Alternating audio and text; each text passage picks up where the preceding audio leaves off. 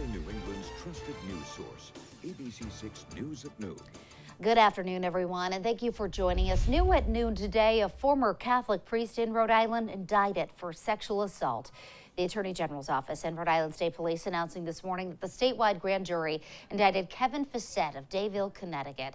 The 66-year-old is accused of sexually assaulting a boy in Burrillville between 1981 and 1982. At the time, he was a deacon at Our Lady of Victory Parish in Hopkinton and a chaplain at Rhode Island Hospital. He was removed from ministry in 2009. Kevin Facette will be arraigned in Providence County Superior Court on Wednesday. In Massachusetts, residents in Taunton woken up in the middle of the night to the sound of police searching their neighborhood for a robbery suspect. ABC6 News reporter Yanni Trigella spoke with residents there this morning. He joins us live in Taunton with more. Yanni? Yeah, good afternoon, Doreen. Neighbors telling me that they're a bit shaken up after police were in the area searching for a robbery suspect last night. Now, they say that they were woken up to police lights and cruisers outside, looking out their windows, seeing nearly a dozen cruisers outside with several police officers heavily armed as they went around looking for the suspect. And they tell me that they then locked themselves inside their homes for over an hour until the suspect was captured. A heavy police presence in residential neighborhoods throughout Taunton Sunday night as police search for a robbery suspect. Neighbors in the area say they were woken up by the sound of police officers. We saw the police running down the driveway over there. I saw one carrying a larger weapon coming down the street. At just after 11 o'clock, the search came to the Lynn and Chester Street areas of Taunton. Neighbors tell ABC6 several roads were shut down as police tried to locate the suspect. Those we spoke with also say police moved from the state hospital into the neighborhood, finally capturing the suspect on Lynn Street. ABC6 speaking with one neighbor who lives just steps away from where the suspect was taken into custody. Not knowing what was going on, it was kind of scary because the cruiser lights were on, but there were no sirens. Stroney says he locked his doors and watched from his window as police searched through the area. Just parked up in front of the road here. It's a dead-end street, and all of a sudden we had lights everywhere. See that many come out armed, you knew something serious was happening. Police not releasing any further details at this time, but neighbors say it was an unusual scene for the normally calm neighborhood. We just stayed locked in our house, made sure the doors were locked. Very close-knit neighborhood. It's quiet. Dead-end street. You don't really see a lot going on here. And over here behind me, you can see the trailer where neighbors say they believed that is where the suspect was captured last night. Much of the search focused around that area. Now, we have reached out to Taunton Police as well as Massachusetts State Police. We have not heard back any details as to any details about the search or what the robber was suspected, where he was suspected of doing that robbery. Well, we will make sure to keep you up to date as we learn any further details, both on air and online at abc6.com. Reporting live in Taunton, Yanni Trigella, ABC6 News. All right, Yanni, thank you. One person is in critical condition after an overnight fire in a multi-unit home in Fall River last night. The fire started on the first floor just after 9 o'clock, spreading up the three-story building. We're told 4 residents were taken to the hospital for suspected smoke inhalation and 2 firefighters for heat exhaustion. And rewards are now being offered for more information on 2 separate fires in North Smithfield. We first told you about a barn fire at the Phoenix Rising Equestrian Center breaking on Good Morning Providence last Thursday morning. That 3-alarm fire destroyed a barn that was used for horse riding. Then Friday night, fire crews were back at that same property where an adjacent barn caught fire and was destroyed. The owner of the property is offering a $10,000 reward, and the fire marshal's office has a $5,000 reward posted on the property for any info. And now to the weather as we take a live look outside with our sky cam. Take a little picture out there because it is a picture perfect Monday afternoon. Chelsea is in the Weather Center with our first forecast. Hi, Chelsea. Hey, Doreen. Yeah, absolutely gorgeous outside this afternoon. We're looking at sunshine across the area today, and those temperatures have climbed into the mid-70s now with dew points in the 40s. So it's a warm day. It's a sunny day, but it's also really comfortable outside with low humidity levels as we head into the afternoon. Most of us inland in the mid to upper 70s right now. It's going to be those inland spots that gain another few degrees and top out around 80 this afternoon. Along the coastline, you can see temperatures are just a few degrees cooler. 70 for Block Island, 72 for Newport, 73 in Westerly right now. All of us running a few degrees warmer than where we were yesterday at this time. You're seeing plenty of sunshine at the moment. You'll get a few passing clouds coming through this afternoon. A much wider view shows you the rain up towards the Great Lakes and also those clouds out over the Atlantic. Tropical storm Alex continuing to pull farther and farther eastward. For us, we continue to see sunshine across the area today with just a few of those passing clouds at times. Tomorrow, a similar setup, but eventually that rain does move in. I'll have much more in just a few minutes. Doreen? All right, Chelsea, thank you. And now for a focus on our schools. The Warwick City Council will vote tonight on a plan for 2 new high schools. The school committee approved the plan back in February. If passed, 2 new schools will be made to replace both Pilgrim and Tollgate. The project totals $350 million, with the state projected to cover about $150 million, leaving taxpayers on the hook for the remaining $200 million. Another cemetery in Freetown vandalized, this time the Assonet Burying Ground. A viewer sent us these photos trying to get the word out as police search for who did this. That viewer telling us graves of her sister and grandparents were among those hit and spray painted with messages. This is the second case of vandalism in town in a month's time. Last month, 34 headstones and memorials were defaced, one with a swastika painted on it at White Cemetery on Keene Road. And in political news today, Providence's Democratic candidates for mayor will get a chance to pitch their ideas to improve the city tonight. Brett Smiley, Nerva Fortune, and Gonzalo Cuervo are all expected to attend. The forum is set for 5 o'clock at the Schneider Auditorium on the campus of Johnson & Wales University. The Providence Foundation will moderate and says it will focus on social, economic, and environmental issues in downtown Providence. And now to the Celtics in the NBA Finals. They are now shifting to Boston after the Celtics and Warriors split the first 2 games. Last night in Game 2, the Warriors dominated the third quarter, making a 21-point difference the C's could not recover from. Game 3 is Wednesday, 9 o'clock. You can catch the entire series right here on ABC6. Well, still to come, another weekend of gun violence. At least 10 more mass shootings in America over the weekend as Congress is expected to take up gun control this week. Also, gas prices not getting any lower, instead going even higher. Record highs at the pumps in southern New England. When will we see some relief?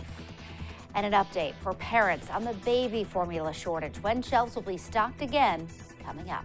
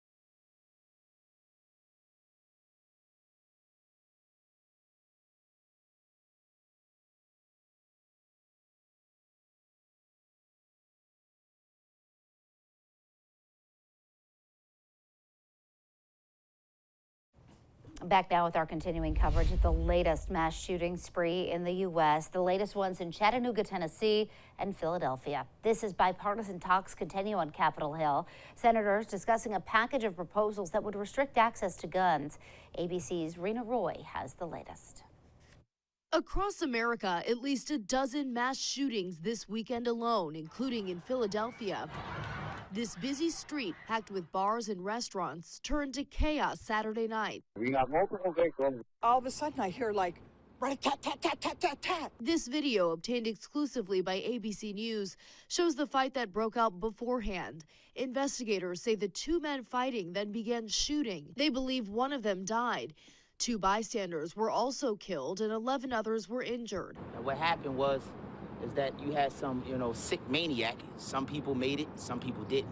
The 3 who died identified as 27-year-old Alexis Quinn, 34-year-old Gregory Jackson, and 22-year-old Chris Minners, a resident advisor at Girard College. In Chattanooga, Tennessee, Saturday night, 3 people killed and 14 shot after authorities say multiple gunmen opened fire at a nightclub.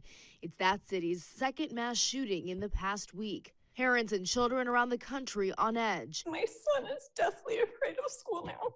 A new ABC News Ipsos poll shows 72% of Americans say gun violence is an extremely or very important factor in their vote for Congress, and 70% believe new laws to reduce gun violence should be a priority. A small group of bipartisan senators is considering a range of options from expanded background checks to red flag laws, as well as funding for mental health and school security. The Senate Majority Leader has given them until the end of the week to reach an agreement. Rena Roy, ABC News, New York. Well, just ahead, the Queen's Jubilee celebration wraps up with a very special surprise appearance from Queen Elizabeth herself. And those prices at the pump not going down anytime soon. In fact, they're going the other way. How much you can expect to be paying very soon, coming up.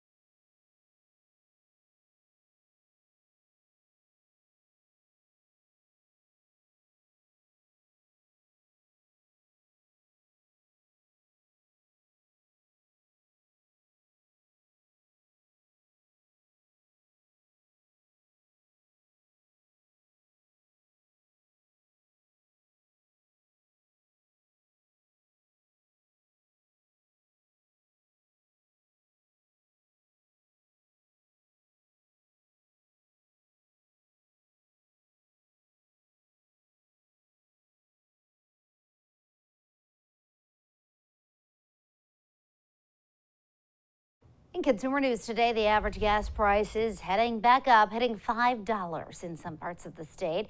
AAA reports the average price of a gallon is now $4.94 in Rhode Island, a new record high. It's the same story in Massachusetts, where you'll pay a record high $4.96 a gallon for regular. Former Rhode Island Governor, now U.S. Commerce Secretary Gina Raimondo pressed on this issue on the Sunday shows. I still think, we will get inflation under control. We just have to stick with it and see it through. I think it's worth noting that gas prices are up $1.40 a gallon since Putin moved troops into Ukraine. So The president and our team is doing everything we possibly can to get inflation under control. The national average is currently up almost $1.81 from 1 year ago. And parents searching for baby formula will likely be stuck for at least a few more weeks. Production resumed over the weekend at a plant making Similac that's been closed since February. The first runs will be focused on specialty formulas and should start shipping out later this month. And Marriott has announced it will no longer be conducting business in Russia because of the invasion of Ukraine. In March, the company closed its corporate office in Moscow. Friday's action takes that initial response much further. Marriott says it has provided housing for Ukrainian refugees in 85 of its hotels in neighboring countries. And now, your ABC6 Storm Tracker weather with meteorologist Chelsea Priest. Well, it's a really beautiful day across southern New England. If maybe you worked over the weekend, were tied up over the weekend, you have today to enjoy. Get outside, enjoy it. It's literally our best day on the 7-day forecast. Not that we have a bad looking 7-day ahead of us, but today really is a picture perfect early June day. The temperatures are coming up just above average. 76 in Providence right now, 75 in Smithfield, 78 already in Norwood, 77 in Taunton, 77 in New Bedford. As usual this time of year when we get some mild days, it typically comes with a breeze from the south, and even a light breeze keeps us just slightly cooler at the immediate coastline. 73 in Westerly, 70 for Block Island, 72 in Newport. The average high warmest temp of the day for early June is 75 degrees. So we are already above that very early this morning into the afternoon hours rather, and we're going to top out around 80 degrees as we head through the later part of the day today. The breeze coming in mainly a variable direction, but you can see for those coastal spots, it is coming in from the south to the southeast about 5 to 10 miles per hour, and that does again keep us a little bit cooler. We're getting the sunshine, the water temperatures are slowly coming up, but that breeze coming in off the water does typically keep us feeling just a bit cooler out there. Now, often this time of year, we also get into the mild days. It also comes with that muggy feel, and that's just not the case today, which is why I'm saying it's such a beautiful, really perfect day, because we have the warm temperatures, we have the sunshine, but these dew points are in the low to mid 40s in many spots. Some really, really comfortable air in place outside today. And today is our warmest in our 7-day forecast. Tomorrow's still mild, a little bit cooler for Wednesday and Thursday with some rain and thunderstorm activity moving in. I don't think either of the days are washouts, but that's where we have our higher chance of rain. Warming up a bit on Friday. Another round of rain possible late Saturday into Sunday. We'll look at the 7-day in just a minute. Satellite radar image right now shows you dry, quiet, sunny conditions. There is rain up to our north and our west over the Great Lakes, and we'll track that frontal system getting a bit closer as we head into the coming days. But today, tonight, and tomorrow are relatively dry. You can also see all the clouds associated with Tropical Storm Alex with the 11 a.m. update. Still a tropical storm. It's certainly weakening as it continues to move into colder water. You can see just to the north of Bermuda at this point with sustained winds at 65 miles per hour, gusts to 75, moving quickly, almost 30 miles per hour now at this point. So no threat to us, continuing to weaken as it continues to pull farther east. But our first named storm of the 2022 hurricane season. What you're looking at here in southern New England today is sunshine, just a few passing fair weather clouds this afternoon. Tonight is clear, cool and comfortable, temps back down to the 50s. And then as we head into tomorrow, you'll see sunshine for most of the day. Clouds start to roll in into the later part of the afternoon and into the evening. We're still mostly cloudy. It'll be around midnight shortly after you start to see some rain coming in. And early Wednesday morning may be one of those mornings that you wake up to rumbles of thunder and some downpours. That looks to continue for the first part of Wednesday. This is still 10 a.m. You can see some heavy rain and thunderstorm activity. That pushes out. We dry out for a bit later in the day Wednesday, and then into Thursday, another round of scattered showers moves in. Mainly sunny today. Enjoy it. 80 degrees inland, slightly cooler at our area beaches. Expect temps to top out in that low to mid 70s range. A low rip risk today. UV index is going to be very high.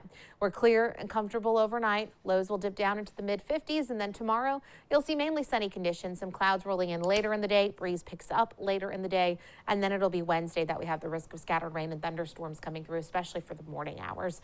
We are staying in the 70s for most of the 7-day forecast. Doreen? All right, Chelsea, thanks. Well, coming up, we'll wrap up the royal festivities in London, where the Queen made a surprise appearance at her Platinum Jubilee.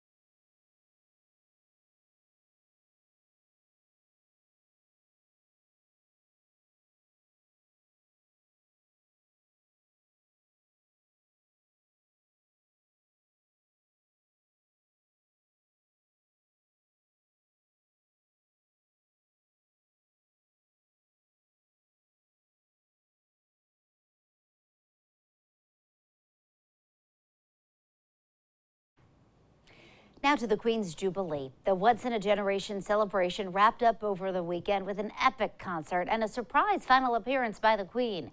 ABC's Eva Pilgrim has the details. The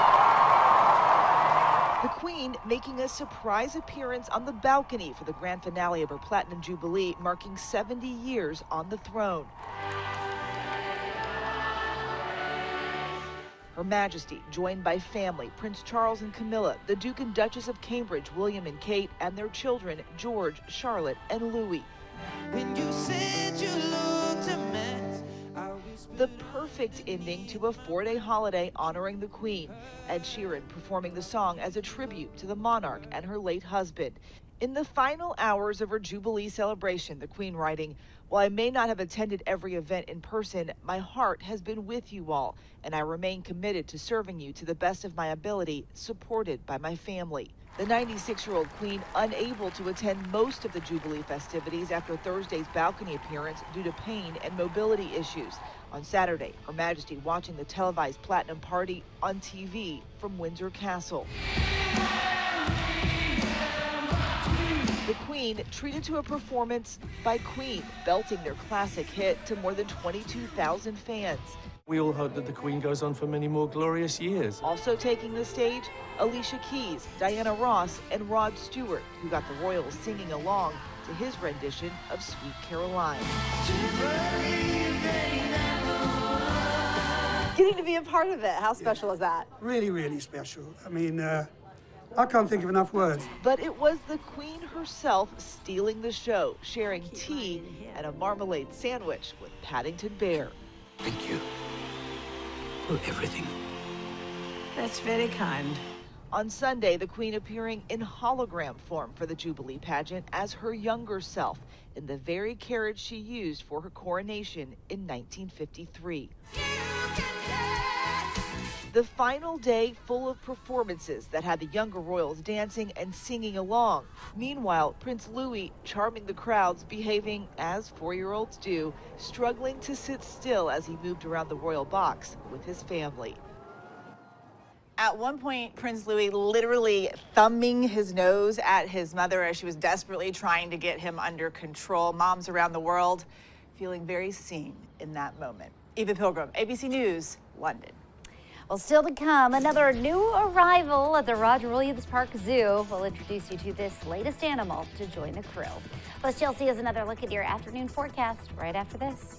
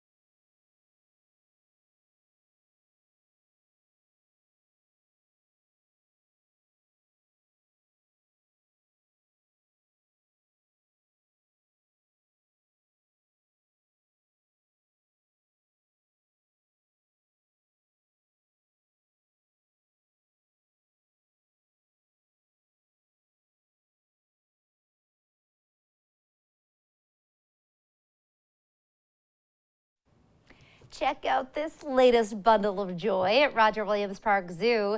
This little one is a southern tamanduá born on May 6th. Baby lives with mom Karina and dad Salvador in the Faces of the Rainforest habitat. Mom and baby are doing well. They are bonding right now behind the scenes before they begin to make any public appearance in the habitat. And no name for the pup just yet. So I had to look it up because they don't really know much about tamanduas. Okay, what'd you find out? They're related to the anteater. Okay, I can see that. Looks right. Yeah, I can there see you go. that. Mhm. Lots of babies, though. Family resemblance. I feel like there's been a so few many. babies. Yes. So exciting. It's exciting over there. The season to get out. And today, I mean, my goodness, if you can go today, today's gorgeous. It's sunny. It's mild. It's warm for our inland spots, but it's not humid. It's really comfortable outside. Tomorrow, similar, mid to upper 70s, but you'll start to see clouds increasing. Breeze picks up a bit tomorrow. And then Wednesday looks rainy, especially for the first part of the day. Some thunderstorms as well. And maybe one of those mornings early Wednesday that you're asleep and you get awoken by some, the heavy rain or some thunder and lightning. And Thursday looks damp as well, but we'll brighten up on Friday. All right. Hey, just again, in time for the weekend. Exactly. Sensing a trend. We like it. Thanks, Chels. And thank you for joining us for ABC6 News at noon. The news continues first at 4. Have a great day, everybody.